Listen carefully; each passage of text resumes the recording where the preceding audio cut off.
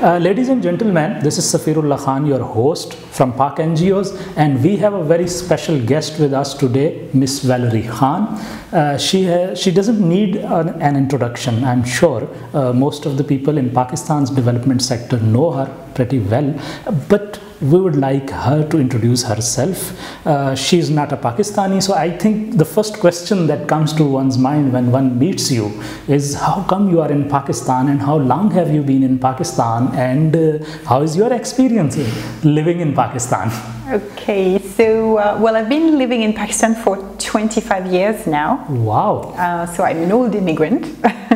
And the reason why I came here is a mixture of a very classical story and a less original one. I met my husband abroad, and so we married abroad, and then we decided to come to Pakistan. But the reason why we decided to come to Pakistan was, on one hand, he had left Pakistan when he was young, 19 years old, I think, and he felt that he needed to go back to his country and get to know his country more, because he was quite young.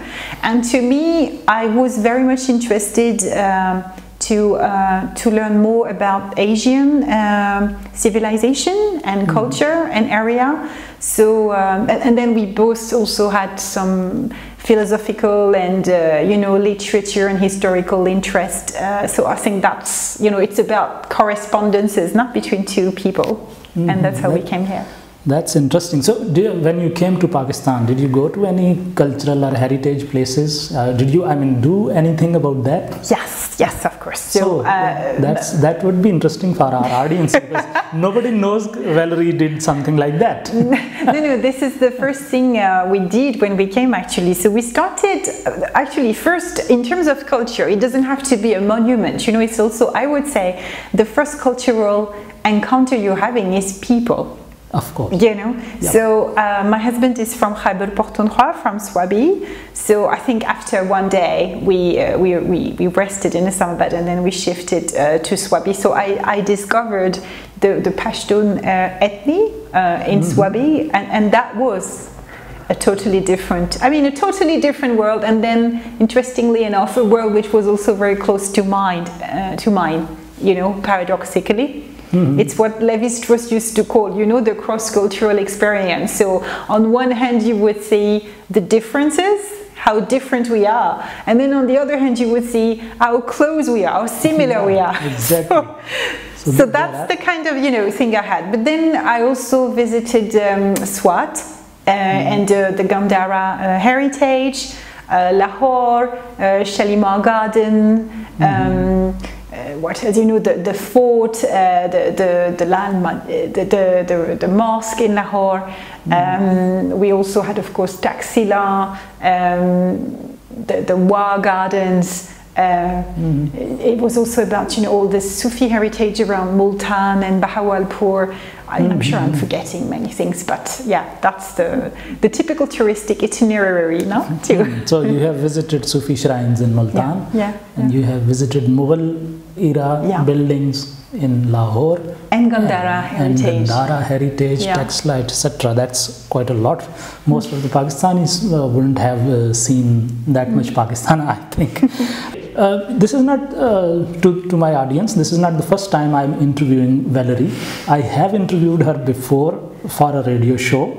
And interestingly, she was speaking Urdu in that show, and that's when I learned that she knows Pashto as well. And my observation was that the Valerie sometimes confused Pashto words with Urdu ones. Yes. So that was quite interesting interaction for me. Anyhow, so how come you got into this development sector in Pakistan? So initially, I'm a capacity building engineering, and I'm a teacher. Oh. So I used to work for a foreign school in Islamabad. The first 12 years I lived in Pakistan, and from teaching, where of course you interact with children and youth, I used to also train teachers. So that capacity building dimension actually made me shift to the developmental sector, where they needed technical experts in capacity building engineering to develop training content, modules, programs, to also articulate the technical mentoring, the evaluation of capacity building exercises. That was something at that time which was relatively new, in the sense that even now, to some extent, it's quite, I would say, ill understood and ill managed, even by the international players, frankly speaking, because we do a lot of training, we don't do capacity building, and that's a totally different dimension. I believe in capacity building. I think it's an extraordinary catalyst and transformative process, which is also sustainable and impactful, whereas training are just, you know, punctual activities that require far more investment, sustained focus and concentration, and a lot of synergies and patience. So, which organization did you join? The first organization? So the first organization I joined was called Group Development Pakistan. Oh, and I started initially as a consultant. Then I was promoted as a capacity building program manager, and then eventually I became the executive director. Though most of your career in the development sector is with Group Development Pakistan, but if I remember correctly, you were associated with Acid Survivors Foundation as well. Yes. So tell us something about that. Well, Acid Survivors Foundation, we actually we funded it. We funded this organization, which is a Pakistani organization with Pakistani friends and technical experts. Because while I used to live, I lived in Lahore for a year, and that's where I was exposed to the phenomenon of acid violence, acid attacks. And at that time, I mean, somehow we were approached by donors, and so we had to find honest Pakistani citizens to set up a board of trustees and an organization. So we created Acid Survivors Foundation, and I was the executive director for 3 years. And then I became a volunteer after that. But that association with Acid Survivors Foundation really, I think, was a turning point in my life, where I shifted first from the teaching part to the developmental part, actually, from there. And also where I had been interacting with victims of domestic violence before, and GBV before. It was one of my focuses of interest, for sure, as human rights were. But I think this was a very confronting forms of GBV, and I think that's also what made me discover Pakistani mentors, and especially women mentors. You know, such as Fawzia Saeed, Tahira Abdullah, Atiya Inayatullah, politicians, parliamentarians also, Nafisa Shah, Marvi Memon, so many others that I'm forgetting, I'm sure. Sheriman as well, but I mean, you know, so many, and from different political parties, really. And I was amazed by, I think, first the generosity of the Pakistani state, even in welcoming a foreigner who was married with one of their compatriots and who had been working here, and welcoming the idea of, you know, not focusing on the issue but focusing on the solution to the issue. And to me, that's very important. I think it makes a huge difference.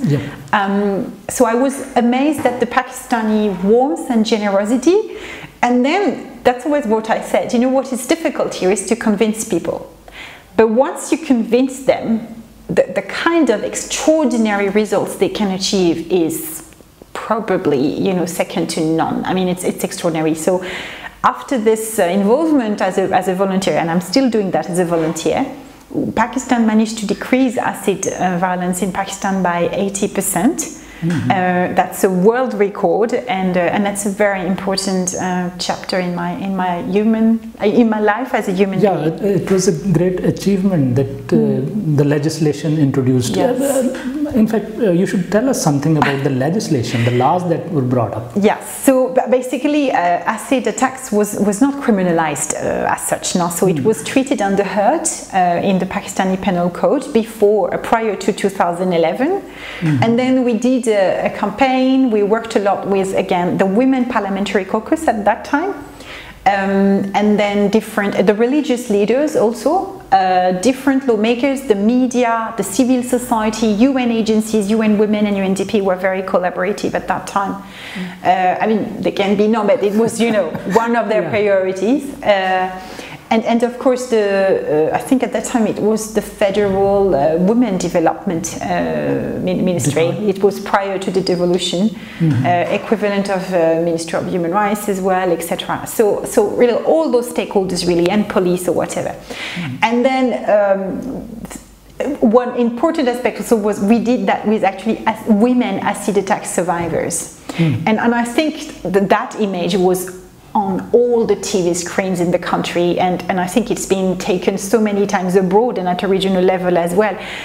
When the law was passed in the National Assembly, when it was tabled by Marvi Memon, afterwards it was taken up to the Senate by Nilofer Bakhtiar at that time, and with so many other parliamentarians, and we were authorized to sit in the Senate with the acid survivors, those women in the gallery, waiting for the law to be passed in the Senate. And I remember we were holding each other's hands, you know, and yeah.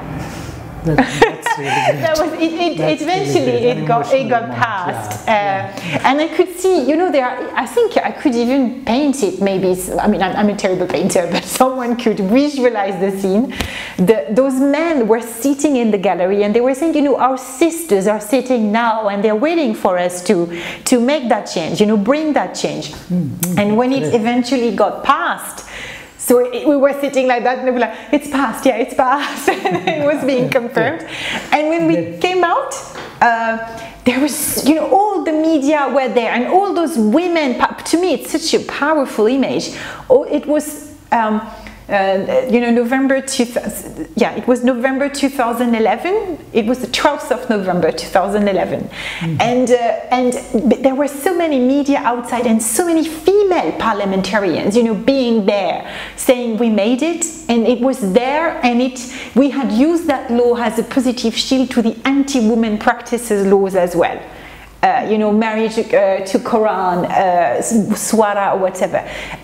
So it was also others. Sam Al-Minallah was also in touch with us now at that time. I think to me it was the epitome of how Pakistani women can just do wonders, and how when Pakistani men stand shoulder to shoulder, as Mohammad Kadazam was saying, to bring the change and equity, it's working. Equality, sorry, it's working extraordinarily well. Yeah. That's an amazing story. Valerie, thank you very much for sharing so much interesting information, and I can see the emotions. But let's move forward now, and then let's get back to group development, where you are heading group development right now, and I see a lot of things happening in the social media. I follow group developments, I mean the Facebook page. Okay, yeah. So I get a lot of information. So a very robust organization, very active organization, always doing something or the other. So tell us something about your experience with group development. How is it going? What are the current projects or initiatives? Anything that you would like to share with our audience? Well, I think one of the explanations for group development being, I like your adjective, I think it defines it well, a robust organization, is first of all because I'm not alone, all right? I have a very good team and a young team, and many women are present in that team, including at the helm of the organization. I mean, I'm a woman myself as executive director, but I have also a program manager and a mill manager who are women, you know, so the higher up also are.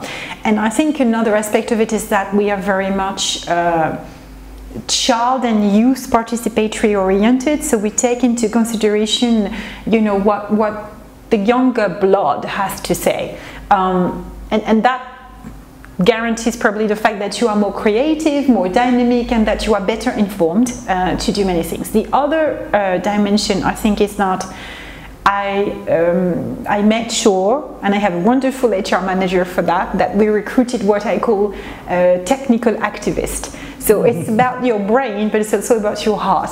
And if you don't have the heart, we do not recruit people.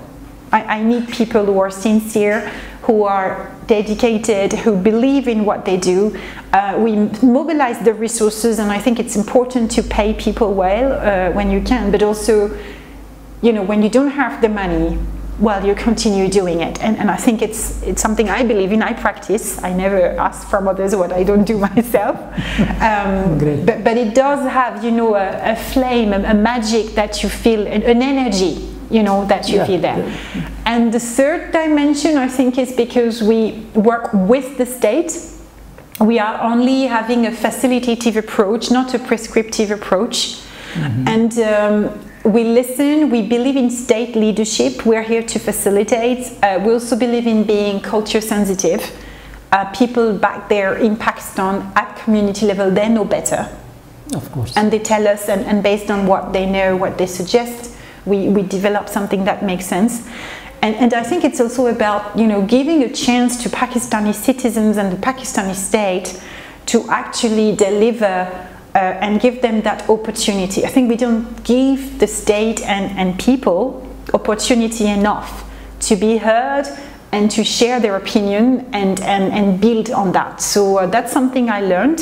And I feel very privileged to be running Group Development Pakistan, to be honest. That's great, and we can see the work. In fact, recently I am seeing lots of posts about child courts. Yes. So, what are these child courts, and what's Group Development's role in establishing these courts? Right, so basically Group Development Pakistan is a child rights organization, and within the framework of the child rights we focus on child justice, child protection and child participation. In 2017 the ex-Chief Justice of Lahore High Court, Justice Syed Mansoor Ali Shah, you know, as a consequence of the outcry now, you know, following all those cases of child sexual abuse in Kasur, etc., he reached out to us and because he knew we were experts in child protection, and requested some collaboration to establish and pilot a child court, which we did. And so in December 2017 the first pilot child court ever was inaugurated in Lahore. And then we, interestingly enough, they also went, and that's what I'm saying, capacity building is important. We trained the team, the judicial team who was working in the child court, but then we also monitored the performance of the child court, and the results were so positive that we, the then Chief Justice of Pakistan, Justice Hossa, asked us to present the model, and then it was submitted to the National Judicial Policy Making Committee, and then since then even the new Chief Justice now, Justice Gulzar Ahmed, has also endorsed it, and the ones at provincial level. So there was a whole, I would say, momentum from the higher judiciary to say this is an interesting pilot model and we're going to replicate it. And we were very lucky because we had a great donor, the British High Commission, and they said, okay, we're with you, we're going to take that risk and let's do it. So I think what we have been doing was to convince people that it was worth trying something new, something very creative with children on board, to basically enforce child rights, but specifically improve children's access to justice, and children whether who are in conflict or in contact with the law. So, you know, as accused or victims or witnesses, and the results are extraordinary. I mean, more than around 2,000 children have had access to child-sensitive processes. It's also intersecting with GBV courts, and we're also going to, you know, collaborate with the Ministry of Law and Justice on that. And it's also about working with other stakeholders, such as the Federal Ministry of Human Rights, the social welfare departments, home departments and police, on having this, you know, multi-stakeholders child protection mechanism to basically, on one hand, prevent violence against children, but also respond to violence against children. And child justice is an important component of that child protection dimension. And it has been replicated in other provinces? Yes, so right now, to date, since 2017, you have 13 child courts in total in Pakistan. Wow, that's a big number. And it's been officially acknowledged by the Special Rapporteur on Violence Against Children at the UN. They said doing that, especially during the COVID-19, I mean, you Pakistani people are great. Wow. And Khyber Pakhtunkhwa is leading the process in that. We're going to do more. I'm sure we're going to do more, and Pakistan has decided to do more. It's an ongoing agenda, and it's inspiring other countries. And the World Congress on Child Justice actually has been noticing the efforts, and I think we're going to present the model later on at an international level, hopefully. That's a great news. We often don't hear such positive news from our mainstream media. So here at Pak NGOs, we are bringing you really good news that we can be happy about, that we can be proud about.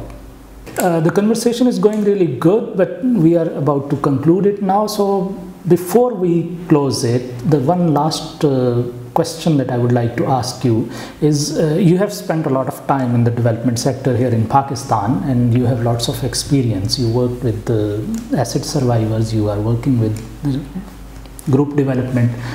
So I would like to know your opinion about the development sector in Pakistan. How is it doing? What are the challenges it faces? And do you have any suggestions, solutions, or advice for the people working in the development sector?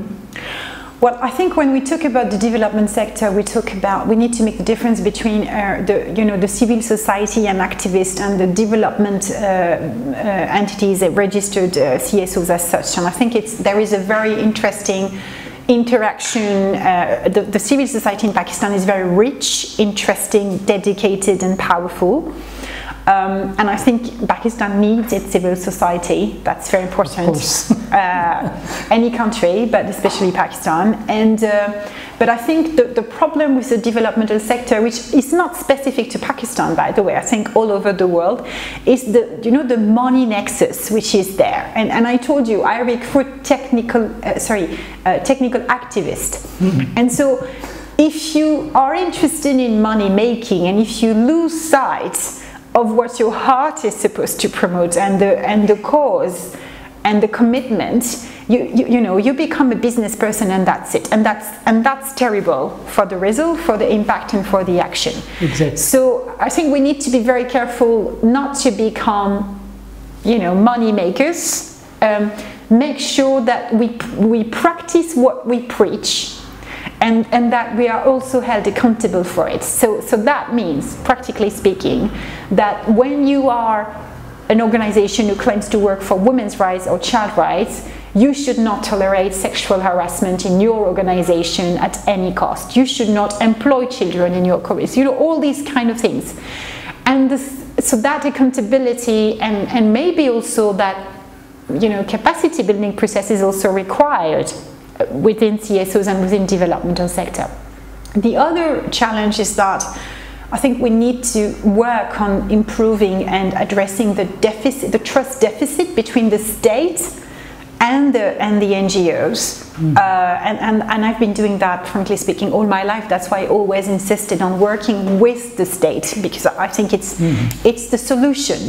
We can't do it alone, and we cannot substitute the state, and the state needs that input. So I think that trust relationship, bridging that gap, to me is essential.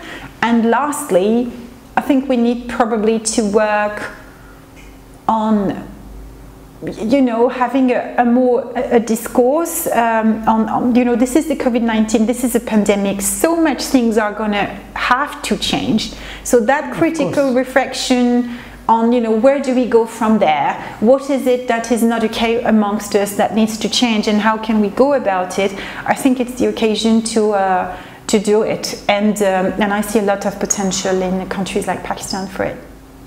Great. Thank you very much for your time. We are really happy that you are here in Pakistan doing such a wonderful work, and stay tuned. We'll come up with more such interviews, Pakistani development workers as well as foreigners who are working in Pakistan. Thank you so much, and don't forget to subscribe. Bye.